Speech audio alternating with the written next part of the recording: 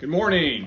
This is Michael Paul, and this is my perspective. So, the topic of today, it's been all over the news again, is going to be the shooting in Uvalde, Texas in 2022, and what an absolute fiasco that was. So, here we have a school. We have an active shooter show up. 18-year-old, and I'm using cheat sheets because I'm not CNN or Fox News. I don't have a great teleprompter. But his name was Salvador Ramos. He was 18 years old. So he shows up with some sort of assault weapon. It's not fully automatic, just a semi-automatic. And he starts shooting kids, teachers. 19 kids were killed and 2 teachers. Over an hour and 17 minutes. Now, the cops showed up in quite a few numbers. A lot of numbers showed up. And they go into the school. First, they don't even go into the school because they're told not to by whoever the commander-in-chief at the area was doing that at the time. So eventually they go into the school and they hear shooting going on, which was, of course, a 19-year-old kid shooting kids laying on the ground in the classroom that he was holed up in. But they hear shooting. They're going down. You could see these cops. There was like 5 or 6 of them in one shot. And they're walking down a hall, and a couple of them have like AR-15s, they have shotguns, they have their pistols out, and they hear some gunfire. And they run all the way down the hallway, all the way down another hallway and outside. I mean, I have never in my life seen such a bunch of cowards.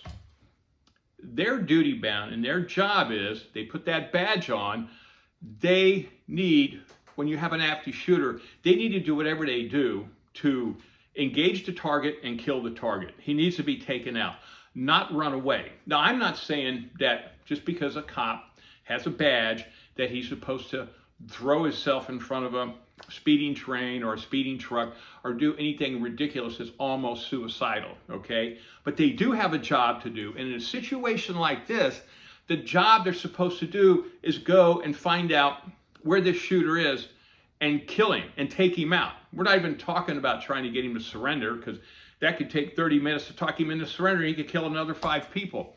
And kids are calling in on their cell phones saying, please help, this guy's killing everybody in the classroom. So nobody does anything. They're told not to do anything. Hold back, stay back. They're trying to make contact with him. I don't know what was going on. An hour and 17 minutes before they finally engage this guy and take him out. That is absolutely ridiculous. I think there was like 40 police officers of various agencies there at the whole time this was going on. So it took an hour and 17 minutes to take this guy out. In the meantime, he kills 19 children and 2 teachers. I've never seen such a bunch of cowards from all the clips that I saw doing absolutely nothing. I think eventually a agent that was from the Border Patrol or Homeland Security or something like that, I'm sorry I don't have his name, but he finally went in by himself after they're telling him not to do anything, and he says, this is ridiculous. He went in, and then the situation got resolved. And thank God that somebody finally went in and take care of it. But the main thing of it is now you hear the Democrats, all you hear about them talking about guns, assault weapons, guns. Because once again, the Democrats, it's not that, that this nutball, that Salvador Ramos, I believe his name, Salvador Ramos, went in and did this.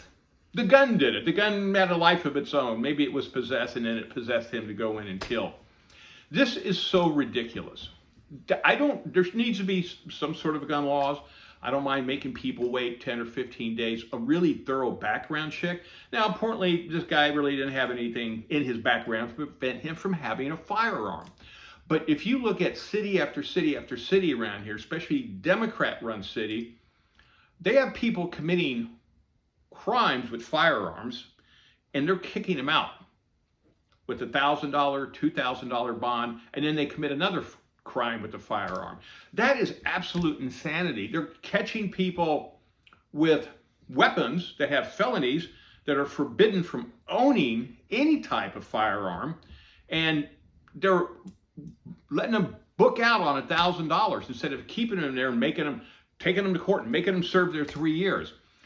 And that is the thing. The criminals are everywhere, and these people are getting guns that shouldn't have. Now, this particular one, the guy legally bought the guns, as far as I know, and there was something in his background to keep him from getting the gun. So that is going to happen. That is going to happen. But the thing of it is, things do happen and things do go wrong time to time. My point is when you have all these police officers there from various counties, cities, state, all there in Uvalde, Texas, and it takes 1 hour and 17 minutes for another man from, I believe, Border Patrol to go in and deal with the situation.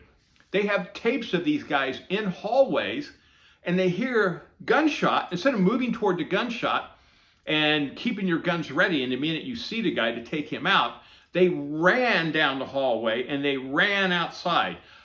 How can you put a badge on, strap a gun on your side, and be that kind of a coward? Now, I'm not saying all police officers are cowards, because we have a lot of police officers that are unbelievably brave and has gone in and taken care of situations like that. And my hat's off to those police officers.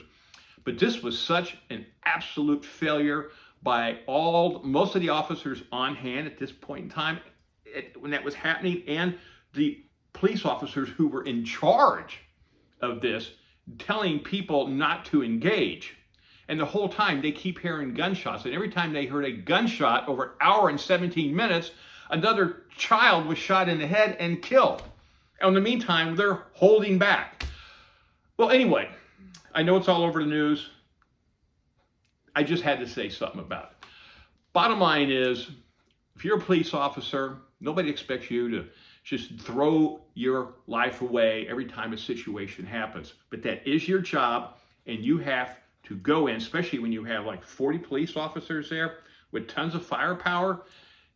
Cowardness is not going to work. You need to go in, engage the target, and take the target out. Anyway, my name is Michael Paul. That's my perspective. Y'all have a good day.